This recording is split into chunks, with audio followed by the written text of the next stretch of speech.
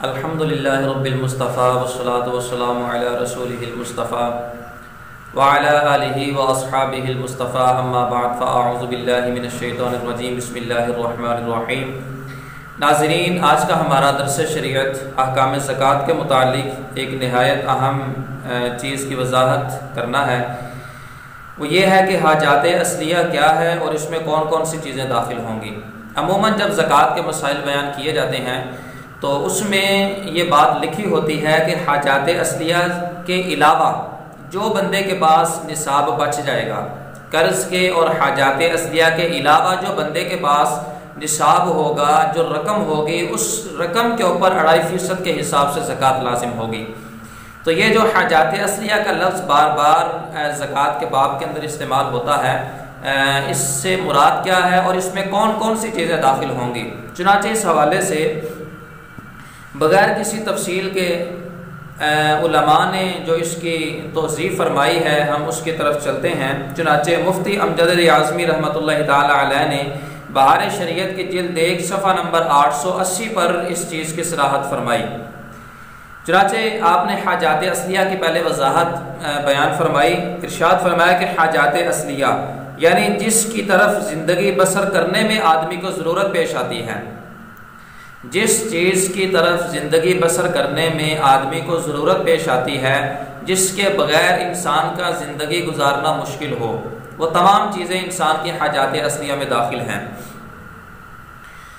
तो फरमाया कि जिस चीज़ की तरफ इंसान को ज़िंदगी बसर करने में ज़रूरत पेश आती है उसमें ज़कात वाजिब नहीं है।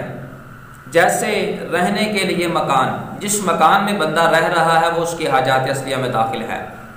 इसमें जो ना वो ये तक़यीद नहीं है कि मकान छोटा हो या बड़ा हो, मुतलकन जिस मकान में बंदा रह रहा है वो उसकी हाजात असलिया में दाखिल है। इसी तरह गर्मियों सर्दियों के पहनने के कपड़े, ये भी इंसान की हाजात असलिया में दाखिल है। ज़्यादा सर्द मौसम है तो उसकी जो लवाजिमात हैं, गर्म मौसम है तो उसके जो लवाजिमात हैं, कपड़े हैं। इसी तरह दरमियाना मौसम है तो उसके जो लवाजिमात हैं, ये तमाम चीज़ें इंसान की हाजात असलिया में दाखिल हैं। इसी तरह फरमाया खानादारी के सामान, घरेलू जितनी भी अशिया आती हैं वो सारी की सारी इंसान की हाजात असलिया में दाखिल हैं। चारपाई है, बेड है, इसी तरह खानादारी के सामान हैं, बिस्तर है, इसी तरह जो ना वो तकिया है, सरहाना है, जो भी घर के अंदर अशिया इस्तेमाल में होती हैं वो तमाम की तमाम खानादारी के सामान के तहत दाखिल होंगी और वो इंसान की हाजात असलिया में दाखिल होंगी। और फरमाया कि सवारी के जानवर, जो सवारी के लिए जानवर होते हैं वो भी इंसान की हाजात असलिया में दाखिल होते हैं। और आज भी कई इलाकों के अंदर सवारी घोड़ों पर होती है, कई इलाकों में सवारी गधों पर होती है, कई इलाकों में सवारी जो है वो जानवरों के ऊपर होती है।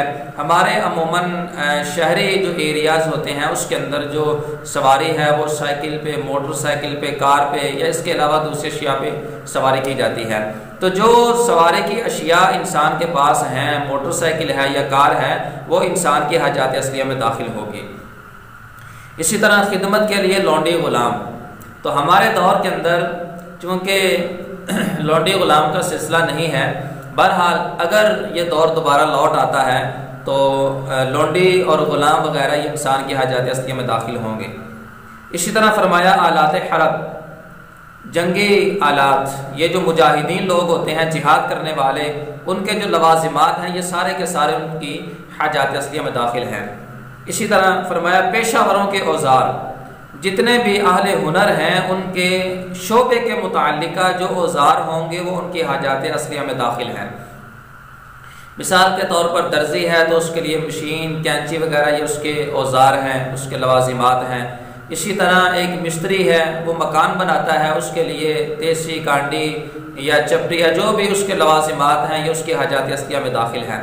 इसी तरह जो दर्जी है, इसी तरह दूसरे शोबाजात के साथ ताल्लुक़ रखने वाले लोग, वेल्डिंग का काम करने वाला है तो उसके लवाजिमात, इसी तरह कोई दुकानदारी करने वाला है तो उसके लवाजिमात, जो बंदे का जिस शोबे के साथ ताल्लुक़ है, रंग रेज़ है तो उसके रंग के मुतालिका औज़ार, नान बाई है तो उसके मुतालिका जो ना वो अशिया, जो बंदा जिस शोबे के साथ भी मुतालिक है उसके मुतालिक जो भी चीज़ें होंगी वो उसकी हाजात असलिया में दाखिल होंगी।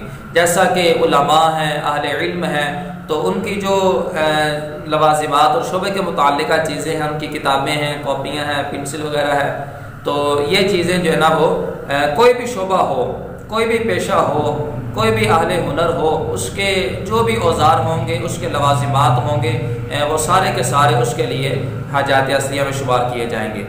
अहले इल्म के लिए उसकी हाजत की किताबें, तो ये जो ना वो बात काबिल गौर है। अहले इल्म के लिए उसकी जो हाजत की किताबें होंगी ये उसकी हाजात असलिया में दाखिल होंगी। जिस चीज़ की तरफ उसको ज़रूरत पड़ती रहती है, अगर फ़िक्र में दिलचस्पी रखता है तो फ़िक्र के मुतालिका किताबें, हदीस में दिलचस्पी रखता है तो हदीस के मुतालिका किताबें, अगर कुरान और हदीस के साथ उसका ताल्लुक़ है तो वो जो बकिया चीज़ें हैं जिनका उनके साथ जो ना वो शगफ़ नहीं है, ताल्लुक़ रही है, वो उसकी हाजात असलिया में दाखिल नहीं होंगी। जैसा कि तिब की किताबें हैं, इसके अलावा दूसरी तीसरी जनरल नॉलेज की किताबें हैं, तो ये उसकी हाजात में दाखिल नहीं है। जिस चीज़ की तरफ अहले इल्म को हाजत और ज़रूरत पड़ती रहती है वो उसकी हाजात असलिया में दाखिल होंगी। इसी तरह खाने के लिए गल्ला, तो घरों के अंदर अमूमन या बाज़ औक़ात लोगों ने गल्ला जमा कर रखा होता है, अनाज जमा किया होता है, गंदम को जो है ना वो ज़ख़ीरा किया होता है ताकि साल आसानी से गुजरे या चंद माह गुजर जाए।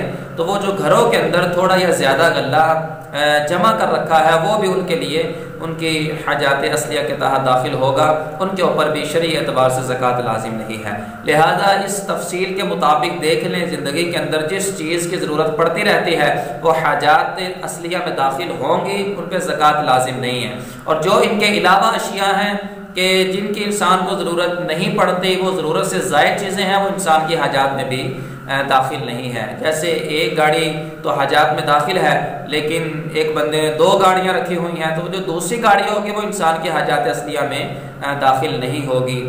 तो बहरहाल इस तफसील को मलहूज़ खातिर रखा जाए तो इंशाअल्लाह ज़कात की अदायगी के अंदर आसानी पैदा होगी। अल्लाह ताला हम सब को शरई अहकामात को तवज्जो से सुनने, अमल करने, उम्मत मुस्लिमा तक पहुँचाने की तौफ़ीक़ अता फ़रमाए। आमीन बिजाहि नबी अमीन सल्लल्लाहु अलैहि वसल्लम।